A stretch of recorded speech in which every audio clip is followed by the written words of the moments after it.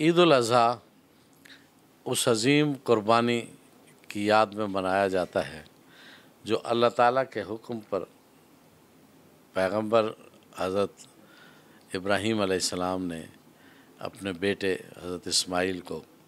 اللہ کے حکم کی اطاعت کرتے ہوئے قربانی کے لیے پیش کیا۔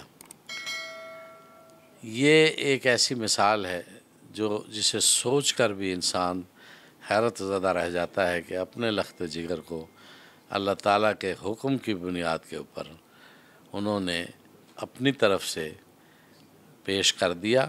یہ الگ بات ہے کہ اللہ تعالیٰ نے ان کی اس قربانی کو قبول کرتے ہوئے اور حضرت اسماعیل کو زندہ رکھا۔ یہ قربانی کا وہ جذبہ ہے جو ہمیں اس کی پیروی کرنے کے لیے باقاعدہ ہر سال ایک یاد دلاتا ہے کہ جو لوگ دو اس میں فلسفے میرے نزدیک ہیں، ایک تو اللہ تعالیٰ کے اوپر کامل یقین اور فیتھ کا ہونا، اور دوسرا یہ ہے کہ جو لوگ کسی مجبوری میں ہیں، پریشانی میں ہیں، ان کی مدد کرنا۔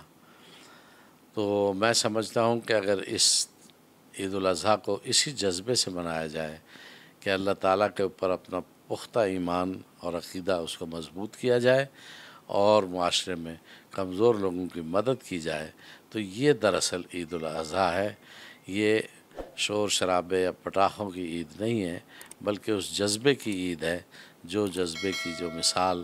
عظیم مثال حضرت ابراہیم علیہ السلام اور حضرت اسماعیل علیہ السلام نے ہمارے لیے پیش کی۔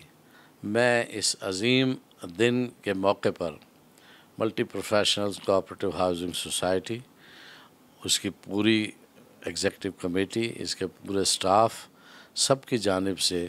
پوری قوم کو، پاکستان میں رہنے والے ہمارے تمام بھائیوں کو اور امت مسلمہ کو مبارکباد پیش کرتا ہوں۔